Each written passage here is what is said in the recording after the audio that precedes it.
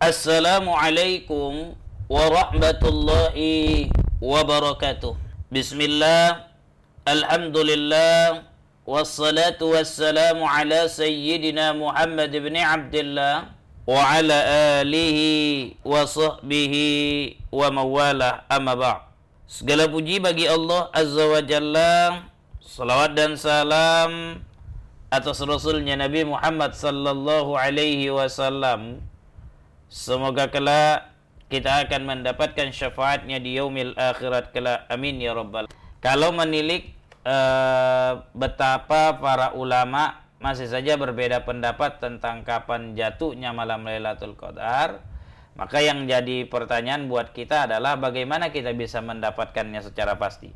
Kan ulama berbeda pendapat ya tentang waktu malam Lailatul Qadar. Ada yang bilang kemarin malam ganjil di 10 malam terakhir, ada yang bilang 30 malam Ramadan, ada yang bilang kemarin 10 malam terakhir, malam pertama Ramadan, malam 17 Ramadan, 10 malam tengah Ramadan, malam ke-19 Ramadan, dan berpindah-pindah tiap Ramadan. Kemarin sudah kita bahas tentang kapan waktu Lailatul Qadar. Dan tentu menjadi pertanyaan buat kita, bagaimana caranya kalau itu berbeda-beda, bagaimana caranya supaya tetap kita bisa mendapatkannya.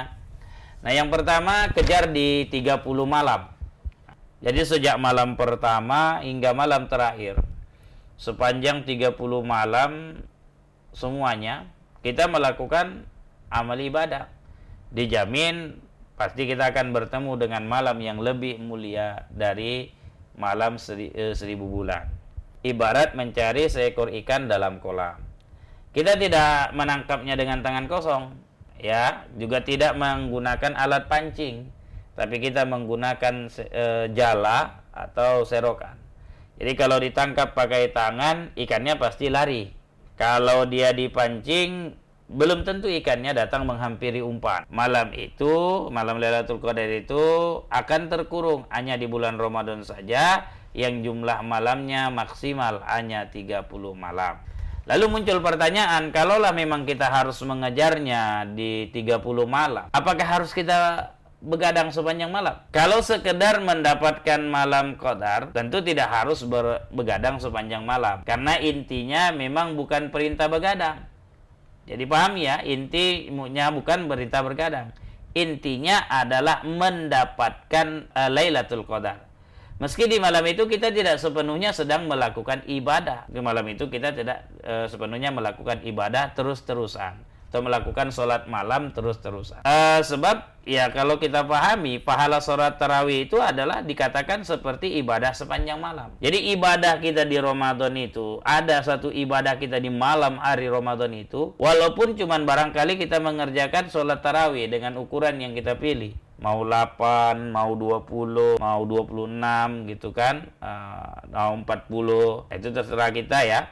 Nah, mau 30. Intinya ketika kita mendirikan malam tarawih, maka kita mendapatkan pahala, dinobatkan seperti orang yang beribadah sepanjang malam. Tentunya sholat tarawih berserta witir ya, bukan sholat tarawih itu sholat tarawih berserta witir. Ini berdasarkan sabda Rasulullah Shallallahu Alaihi Wasallam. Jadi Rasul mengatakan, "Man qama ma'al imami hatta yansori kutiba lahu qiyamul lailah." Siapa yang sholat malam, kata Rasulullah, bersama imam sampai selesai, maka dituliskan untuknya pahala sholat satu malam penuh. Rawahu Ahmad, Abu Daud, Tirmizi, wa Ibnu Majah. Jadi hadis riwayat Imam Ahmad, Abu Daud, Tirmizi, dan Ibnu Majah. Kemudian kalau kita lihat isyarat Al-Quran, itu juga tidak menunjukkan sepanjang malam. Jadi kalau kita lihat dalam Al-Quranul Karim ya, Allah Subhanahu wa Ta'ala berfirman tentang masyru'iyatus sholat malam atau sholat tahajud pada beberapa ayat yang berbeda. Ya ayyuhal muzammil qumil laila illa qalilan nisfahu aw inqus minhu qalilan. Wahai orang-orang yang berselimut, kata Allah, bangunlah untuk sholat pada malam hari kecuali sedikit, yaitu setengahnya atau kurang dari itu sedikit. Quran surah Al-Mujammil Al-Mujammil ayat 1 sampai dengan 3. Apalagi kalau dilihat bahwa ayat ini sebenarnya adalah ayat-ayat yang pertama kali turun sejak Rasulullah Shallallahu Alaihi Wasallam diutus menjadi nabi dan rasul. Isinya adalah perintah sholat di malam hari dalam bilangan waktu yang cukup lama. Ya, sebab di dalam ayat ini perintahnya adalah untuk bangun sepanjang malam kecuali sedikit. Kemudian Allah Subhanahu wa taala mengurangi jatah begadang tersebut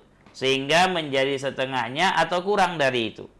Nah, kita perhatikan di bagian akhir dari surah Al-Mujammil. Inna rabbaka ya'lamu annaka taqumu adna min sulusil laili wa nisfahu wa sulusahu wa ta'ifun minal ladina ma'aka wallahu yuqaddirul laila wan nahar alima allan tuhsuhu fataba alaikum faqra'u ma tayassara minal Qur'an. Sesungguhnya Tuhanmu, Allah ya, mengetahui bahwasannya kamu berdiri, kamu melakukan sholat kurang dari 2/3 malam, atau 1/2 malam, atau 1/3-nya, dan demikian pula segolongan dari orang-orang yang bersama kamu. Dan Allah menetapkan ukuran malam dan siang. Allah mengetahui bahwa kamu sekali-kali tidak dapat menentukan batas-batas waktu. Maka dia memberi keringanan kepadamu, karena itu bacalah apa yang mudah dari Al-Quran. Quran surah Al-Mujammil ayat 20. 2. Perintah ya, perintah menggauli istri di malam Ramadan. Bahkan istri punya hak, yaitu untuk digauli. Bukankah ayat-ayat tentang puasa Ramadan di dalam Al-Quran justru memerintahkan untuk melakukan hubungan suami istri di malam harinya?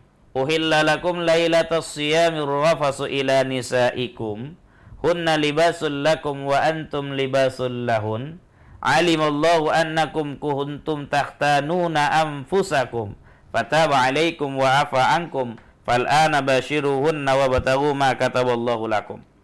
Dihalalkan bagi kamu pada malam hari bulan puasa bercampur menggauli atau bercampur dengan istri-istrimu.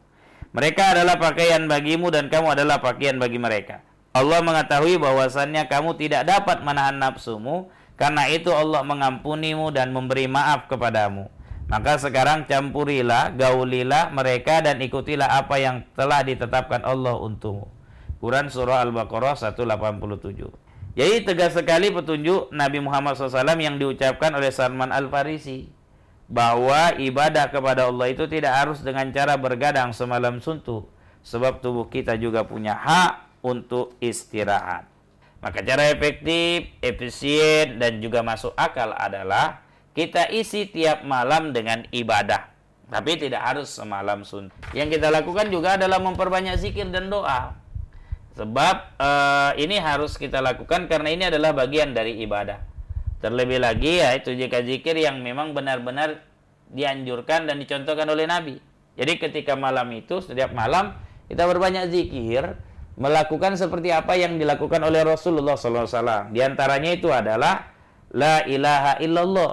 Nah, ini buat kita kalangan Ahlus Sunnah wal Jamaah itu biasanya tetap ada itu tahlilan atau La ilaha illallah. Ya ada yang sebelum ngajak untuk berniat puasa, Innusiyam rahimakumullah, atau ada yang setelah Innusiyam rahimakumullah.